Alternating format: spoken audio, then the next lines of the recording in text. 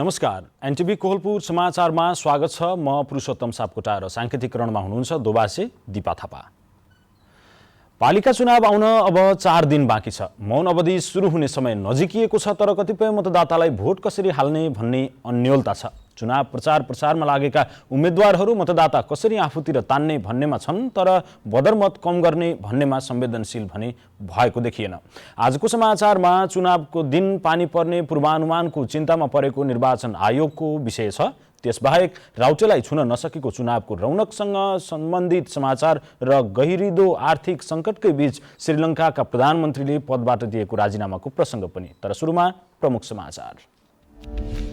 वैशाख 30 गते हुने चुनावमा पानी पर्ने सम्भावनाप्रति निर्वाचन आयोग चिन्तित। मतदान स्थल र मतगणना गर्ने ठाउँमा पालको व्यवस्था गर्न आग्रह। पालिका चुनावको मौन अवधि सुरु हुने समय नजिकिए पनि मतदाताहरूमा अन्योलता कायमै। सदरमत बढाउन उम्मेदवारहरूको सक्रियता भने कम। देश निर्वाचनमय बने पनि पश्चिम नेपालका राउटे समुदायमा उत्साह देखिएन। कानुनी आधार नहुँदा राउटेहरू मतदान गर्ने अधिकारबाट वञ्चित। श्रीलङ्काका प्रधानमन्त्री महिन्द्रा राजपाक्सेद्वारा पदबाट राजीनामा। सरकारका समर्थक र विपक्ष बीच हिंसात्मक झडप बढेपछि कर्फ्यू जारी। र तेस्रो तथा अन्तिम एकदिवसीय क्रिकेटमा नेपालले जिम्बाब्वेलाई हरायो। 3 खेलको एकदिवसीय श्रृङ्खला 2-1 ले नेपालको पक्षमा।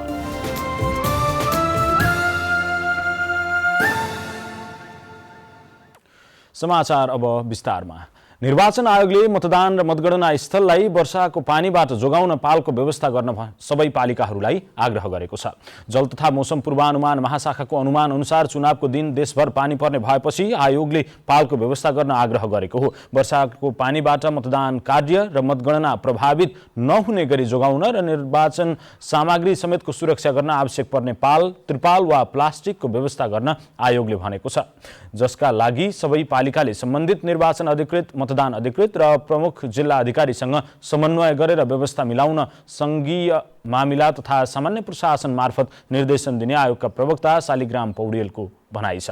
यसको समन्वयका लागि प्रमुख जिल्ला अधिकारीलाई तोकिएको छ। यसैबीच सरकारले वैशाख 30 गते सार्वजनिक बिदा दिएको छ। स्थानीय तह निर्वाचनको दिन सार्वजनिक बिदा दिने निर्णय गरिएको गृह मन्त्रालयले विज्ञप्ति मार्फत जानकारी दिएको छ।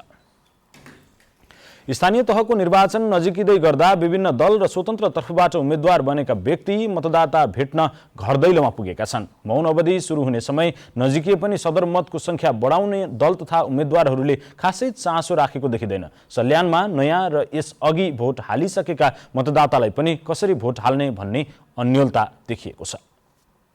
स्थानीय तहको निर्वाचनको रौनक सुरु भए पनि मतदातामा भने कसरी मतदान गर्ने भन्ने अन्यल देखिएको छ। दार्मा गाउँपालिका 2 का रमेश रोकाएले यसपालि मतदान गर्न पाउने हुनुभएको छ, तर उहाँलाई कसरी मतदान गर्ने जानकारी छैन।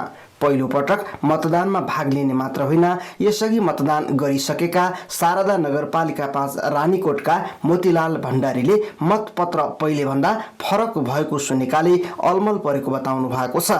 स्थानीय तह निर्वाचन नजिकिँदै जाँदा उम्मेद्वारहरूले मत माग्न घर दैलो अभियान सञ्चालन गरे पनि मतदान गर्ने तरिका भने सिकाएका छैनन्। यसमा पनि अलिकति अलमल परेको हामीलाई मतदाताहरूलाई के भने जुन अहिले गठबन्धन छ, यो गठबन्धनमा अब कसरी कुन मत कतातिर सदुपयोग गर्ने त भनेर अलिकति भरम छ। सल्यानमा 435 पदमा विभिन्न राजनैतिक दल र स्वतन्त्र सहित 1481 जना उम्मेद्वार रहेका छन्। यहाँ छुट्टा छुट्टै ठाउँमा नमुना मतदान हुँदा मतबदर भएको छ।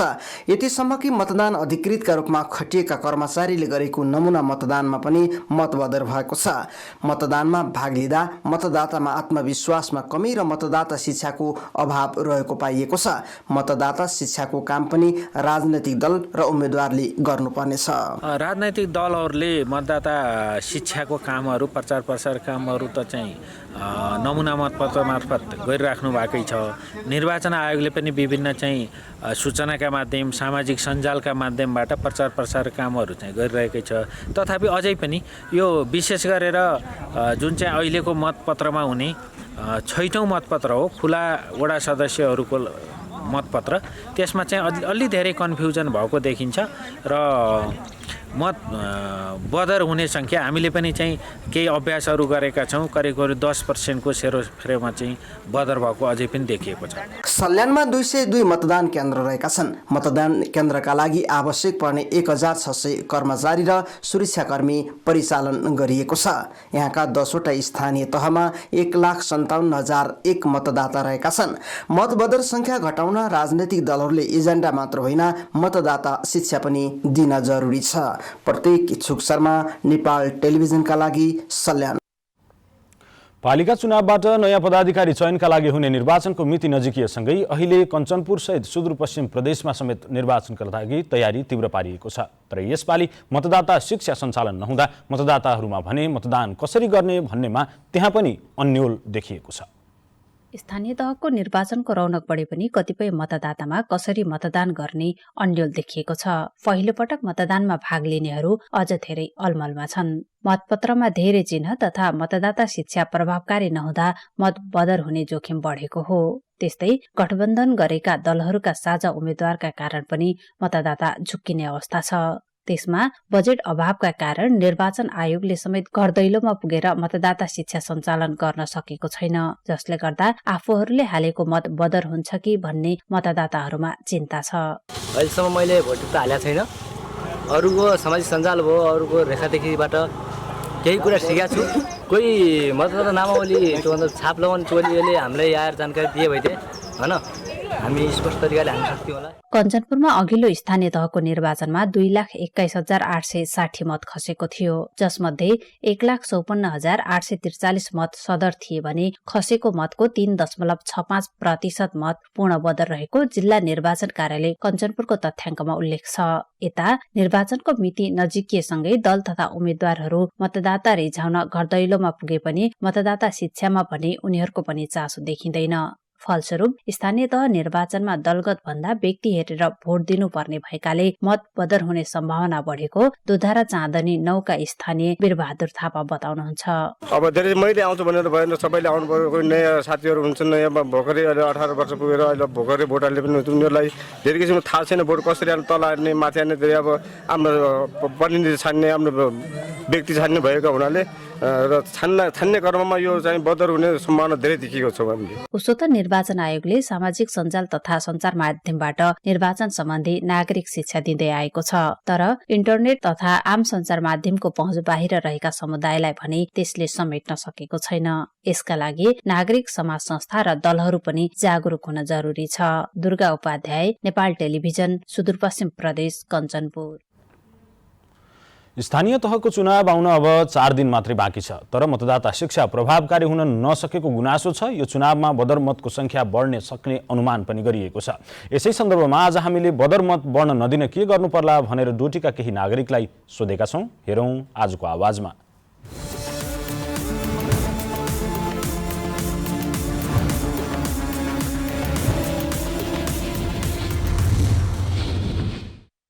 सरकारले नै मतदाता शिक्षाहरू होइन शिक्षकहरू खन्नु पर्थ्यो होइन, गाउँ गाउँमा यो भएकोदेखि होइन।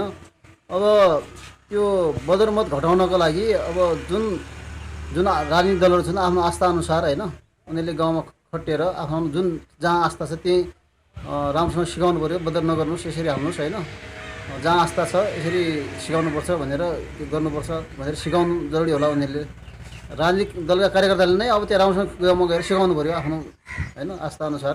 आउनको लागि सबभन्दा सर्वप्रथम त मतदाता शिक्षाको अब यो सही तरिकाले सदुपयोग भएको छैन। मतदाता शिक्षा सही तरिकाले लागू भएको छैन।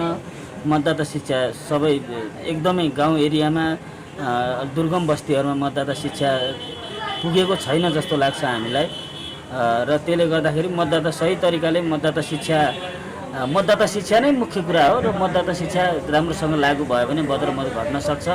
र अहिलेको अब यो चुनावी माहौल त्यसमा पनि क्रसिङ मत हाल्नुपर्ने, त्यसले गर्दाखेरि बदर हुने सम्भावना देखिन्छ। र सबैभन्दा मुख्य कुरा मतदाता शिक्षा नै देखिन्छ। घटाउनको लागि हामीले पूर्व तयारी चाहिँ गर्नु थियो होइन, जो कि अब के अरे मत हाल्ने जनताहरूलाई पूर्व तयारी जस्तै सिकाउने होइन, तिनीहरूलाई राम्रोसँग शिक्षा दिने, कसरी मत हाल्ने भनेर सिकाउनु पर्ने हो।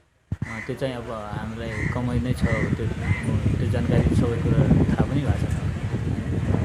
त्यसको लागि त्यो जानकारी गराउन आवश्यक पनि छ। मतदाता शिक्षा सरकारले पहिल्यैदेखि नै गर्नुपर्ने थियो, तर अहिले ढिला भइसकेको छ र विभिन्न एनजिओ आइएनजिओहरूले पनि यसको बारेमा कसरी मतदान गर्ने भनेर शिक्षाहरू दिनुपर्ने थियो, तर ढिलो भएको छ। अब केही पनि छैन। जुन दलहरूले कार्यकर्ताहरूले कसरी हुन्छ मतदान गर्न सकिन्छ, बुढापाकाहरूलाई सिकाउनु पर्ने, अशिक्षित नागरिकहरूलाई कसरी मतदान गर्ने हो भनेर शिक्षा दिनुपर्छ। सरकारको दायित्व हो, मतलब पहिले नै शिक्षा दिने त्यागी गर्ने कुरा हो। तर अब चाहिँ यो जो कार्यकर्ता छन् तिनीहरूले आफ्नो भेगमा गएर तिनीहरूलाई समय छोटो भएको हुनाले तिनीले आफूले सिकाउनु पर्छ होला।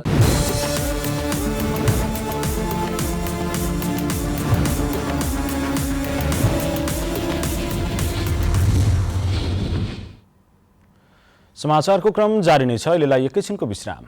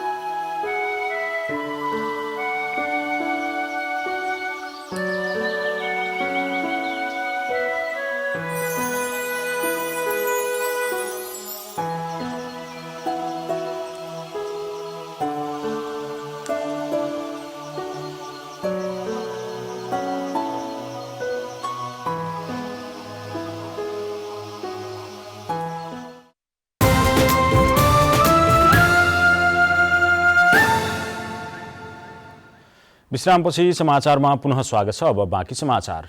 देश निर्वाचनमय बनेका बेला नेपालको लोपोन्मुख राउटे जातिलाई यसको कुनै प्रभाव परेको छैन। दैनिकी गुजरा चलाउन सधैँ धौधौ हुने यो जातिसँग भोट हाल्ने कुनै कानुनी प्रमाणै छैनन्। जंगलको राजा भनेर चिनाउन गर्व गर्ने यो जातिसँग जन्मदर्ता प्रमाणपत्र, नागरिकता र मतदाता परिचय पत्र छैन। फिरन्ते जीवन बिताउँदै आएका लोपोन्मुख राउटे समुदायसँग दैलेखको गुराँस गाउँपालिकाले 2075 असार 30 गते प्रदान गरेको परिचय पत्र बाहेक अन्य कुनै सरकारी कागजात छैन। 145 जना संख्या रहेका राउटेहरूका मुखिया सूर्यनारायण साईले आफ्नै व्यवस्था अनुसार आफूहरूले आफ्नो नेता आफै चुन्ने गरेको बताउनु भएको छ। दैलेखको गुराँस गाउँपालिकाबाट परिचय पत्र प्राप्त गरेका राउटे यसपटकको जनगणनामा भने समेटिएका छन्। संविधानको प्रस्तावनामै बालिग मताधिकार प्रति प्रतिबद्धता जनाइए पनि राउटे समुदायले यो अधिकारबाट वञ्चित हुँदै आएका छन्। आगामी 30 गते हुने मतदानका लागि कर्मचारीको खटनपटन सुरु भएको छ। दाङमा मतदान अधिकृतहरू मतदान स्थलतर्फ जान थालेका छन्। जिल्लाका 10वटा पालिका मध्ये टाढाका मतदान अधिकृतहरूलाई आज र नजिककालाई भोलि आवश्यक सामग्री प्रदान गरी खटाउने कार्ययोजना अनुसार काम भइरहेको प्रदेश निर्वाचन कार्यालय दाङले जनाएको छ। मतदानका लागि आवश्यक मतपत्र सहितका सामग्री लिएर मतदान अधिकृत र सहायक मतदान अधिकृतलाई तोकिएको मतदान केन्द्रमा खटाउन थालिएको मुख्य निर्वाचन अधिकृतको कार्यालयले जनाएको छ। जिल्लाका 153 मतदान स्थलका 461 मतदान केन्द्रमा 922 जना मतदान अधिकृत सहित कर्मचारीहरू भोलिसम्म सम्बन्धित केन्द्रमा पुगिसक्ने मुख्य निर्वाचन अधिकृतको कार्यालयले जनाएको छ। यसैबीच पश्चिम नवलपरासीका 7 स्थानीय तहका 283 मतदान केन्द्रमा भोलिसम्म मतदान अधिकृत सहित सबै कर्मचारी पुग्ने भएका छन्। आज मुख्य निर्वाचन अधिकृतको कार्यालय परासीबाट मतदान अधिकृतहरूलाई नियुक्ति पत्र र खर्च उपलब्ध गराइएको छ। जिल्लाभरका मतदान केन्द्रमा मतदान अधिकृत सहित 1413 जना कर्मचारी खटिने सहायक निर्वाचन अधिकृत रुद्रप्रसाद रेग्मीले जानकारी दिनुभयो। पालिका चुनावका लागि दार्चुलाको ब्यास गाउँपालिका 1 को छारुङ र तिङ्करमा हेलिकप्टर मार्फत चुनावका सामग्री, कर्मचारी र सुरक्षाकर्मी पठाइएको छ। जिल्ला प्रहरी कार्यालयका प्रमुख प्रहरी नायब उपरीक्षक प्रतीक विष्टले छारुङ र तिङ्करमा हेलिकप्टर मार्फत चुनावमा प्रयोग हुने सामग्री, चुनाव अधिकृत तथा सुरक्षाकर्मी पठाइएको जानकारी दिनुभयो। तिङ्करको छाया लेकमा रहेको प्रहरी चौकीका लागि आवश्यक सामग्री पनि हेलिकप्टर मार्फत लगिएको उहाँले जानकारी दिनुभएको छ। सरकारले मंगलबार रातिदेखि 72 घण्टासम्मका लागि अन्तर्राष्ट्रिय सीमा नाका बन्द गर्ने भएको छ। स्थानीय तह निर्वाचन सुरक्षाका लागि मंगलबार मध्यरातिदेखि मतदान हुने दिनसम्मका लागि सीमाबाट हुने आवागमन बन्द गर्न लागि हो। मतदानको दिनभन्दा अगाडिको 72 घण्टालाई मौन अवधि मानिन्छ। मौन अवधिमा अन्तर्राष्ट्रिय सीमा नाका बन्द गर्ने र चुनाव प्रचार गर्न बन्देज लगाउने गरिन्छ। सीमावर्ती जिल्लाका प्रशासन कार्यालयहरूलाई मंगलबार मध्यरातिदेखि सीमा नाका बन्द गर्न भनिसकिएको गृह मन्त्रालयले जनाएको छ। वायु सेवा सञ्चालक संघ नेपालले ही वैशाख 30 गते मानवीय उद्धार सहायता उडान एवं सरकारको निर्देशनमा हुने उडान बाहेकका सबै नियमित आन्तरिक सेवा बन्द गर्ने भएको छ। निर्वाचन आयोगले स्थानीय तह सदस्य निर्वाचन 2079 को मतदान हुने दिनको सवारी आवागमन व्यवस्थापन सम्बन्धी मापदण्ड 2079 अनुसार संघमा आबद्ध सबै वायु सेवाको आन्तरिक उडान बन्द गर्न लागेको जनाएको हो। समाचारको क्रम जारी नै छ। एकैछिनको विश्राम।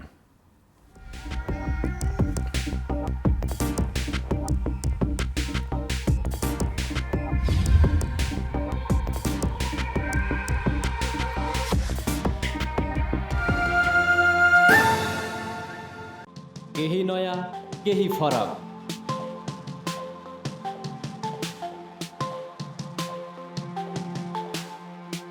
राष्ट्रिय सञ्चारको मेरुदण्ड नेपाल टेलिभिजनको प्रादेशिक च्यानल एनटिभी कोहलपुर। पश्चिम नेपालको लुम्बिनी, कर्णाली र सुदूर पश्चिमको एकमुष्ट आवाज। सत्य समाचार, तटस्थ विचार। कार्यक्रममा मौलिकता, समावेशिता र विकासमा विस्तार। डिजिटल दुनियाँमा तपाईको विचार र भावनालाई संसारसँग जोड्दै एनटिभी कोहलपुर। सूचना, शिक्षा र मनोरञ्जनको यो यात्रा हो समृद्धिको।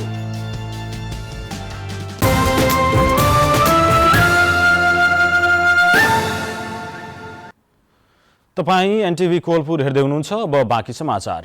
नेपालमा पछिल्लो 24 घण्टामा 8 जनामा कोरोना भाइरसको संक्रमण पुष्टि भएको छ।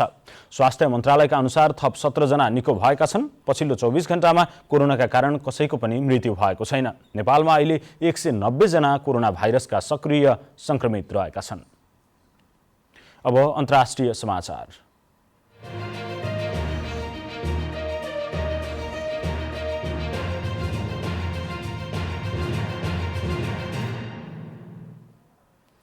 गहिरिदो आर्थिक सङ्कटबीच चर्किएको सरकार विरोधी प्रदर्शन जारी रहँदा श्रीलङ्काका प्रधानमन्त्री महिन्दा राजापाक्सेले आज पदबाट राजीनामा दिनुभएको छ। उहाँले प्रधानमन्त्रीबाट राजीनामा दिएको पत्र राष्ट्रपति गोताबाया राजापाक्से समक्ष बुझाएको अन्तर्राष्ट्रिय सञ्चार माध्यमहरूले जनाएका छन्।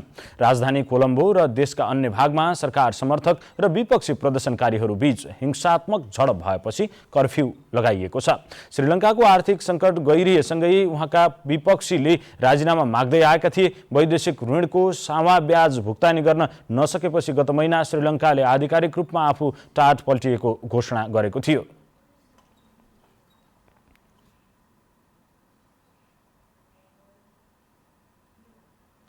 रुसी राष्ट्रपति भ्लादिमिर पुटिनले देशको सुरक्षाका लागि युक्रेनमा विशेष सैन्य कारबाही आवश्यक भएको बताउनु भएको छ। दोस्रो विश्वयुद्धमा नाजी जर्मनीमाथि रुसले गरेको विजयको सम्झनामा मनाइएको विजय दिवसको अवसरमा भएको समारोहमा पुटिनले रुसले सही समयमा सही निर्णय गरेको दावी गर्नुभएको हो। पुटिनले युक्रेनमाथि भइरहेको आक्रमणको निर्णय स्वतन्त्र, बलियो र सार्वभौम राष्ट्रका लागि सही निर्णय भएको जिकिर गर्नुभएको छ। रुसी सेनालाई सम्बोधन गर्दै पुटिनले आफूहरू रुसको सुरक्षाका लागि लडिरहेको बताउनुभयो। रुसले युरोपलाई निष्पक्ष समाधान खोज्न अपिल गरेको तर युरोपले रुसको कुरा सुन्न नचाहेको पनि पुटिनको आरोप छ।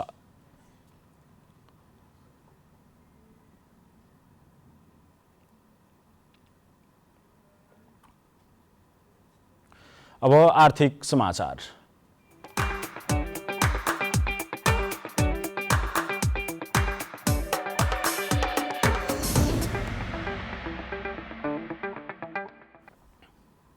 शेयर बजार परिसूचक नेप्से आज 12.27 अङ्कले बढेर 2268.84 बिन्दुमा पुगेको छ।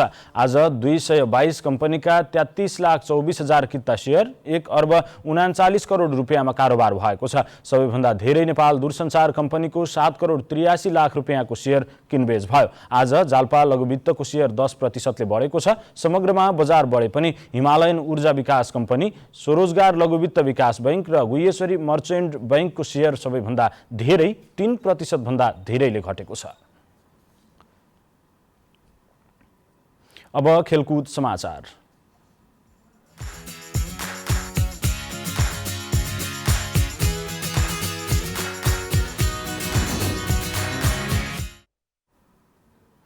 जिम्बाब्वे ए सँगको तेस्रो तथा अन्तिम एकदिवसीय क्रिकेट नेपालले जितेको छ। जिम्बाब्वे ए ले दिएको 214 रनको लक्ष्य पछ्याएको नेपालले 30 ओभर 1 बलमा 4 विकेट गुमाएर भेटाएको हो। नेपालका लागि कुशल भुर्तेलले 61 बलमा 84 रन बनाउनु भयो। त्यस्तै दिपेन्द्र सिंह ऐरीले नट आउट 60, आसिफ शेखले 29 र विनोद भण्डारीले नट आउट 28 रन बनाउनु भएको थियो। यसअघि त्रिवी मैदानमा टस हारेर पहिले ब्याटिङको निम्तो पाएको जिम्बाब्वे ए ले 32 ओभर 1 बलमा 213 रनमा अल आउट भएको थियो। बलिङतर्फ नेपालका किशोर महतोले सर्वाधिक 5 विकेट लिनुभयो। वर्षाले मैदान चिसो भएपछि आजको खेल 33 ओभरमा झारिएको थियो।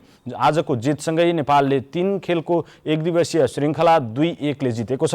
यसअघि 3 खेलको T20 श्रृङ्खलामा 1-1 को बराबरी भएको थियो। अब मौसम।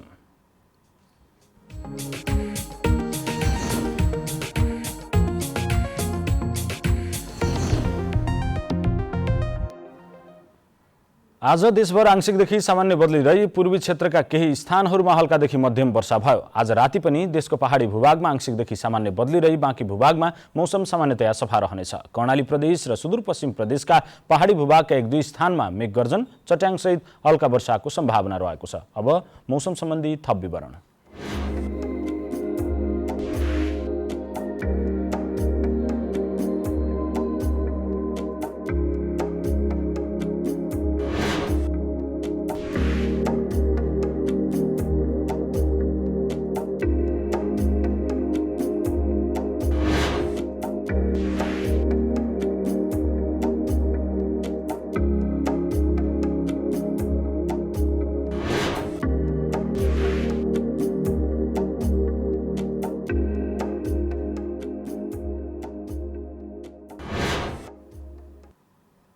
समाचारको अन्त्यमा प्रमुख समाचार पुनः एकपटक। वैशाख 30 गते हुने चुनावमा पानी पर्ने सम्भावनाप्रति निर्वाचन आयोग चिन्तित। मतदान स्थल र मतगणना गर्ने ठाउँमा पालको व्यवस्था गर्न आग्रह।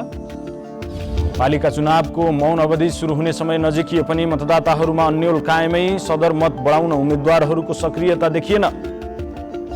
देश निर्वाचनमय बने पनि पश्चिम नेपालका राउटे समुदायमा उत्साह छैन। कानुनी अधिकार नहुँदा राउटेहरू मतदान गर्ने अधिकारबाट वञ्चित। श्रीलङ्काका प्रधानमन्त्री महिन्द्रा राजापाक्सेद्वारा पदबाट राजीनामा। सरकारका समर्थक र विपक्षीबीच हिंसात्मक झडप बढेपछि कर्फ्यू जारी। र तेस्रो तथा अन्तिम एकदिवसीय क्रिकेटमा नेपालले जिम्बाब्वेलाई हरायो। 3 खेलको एकदिवसीय श्रृङ्खला 2-1 ले नेपालको पक्षमा।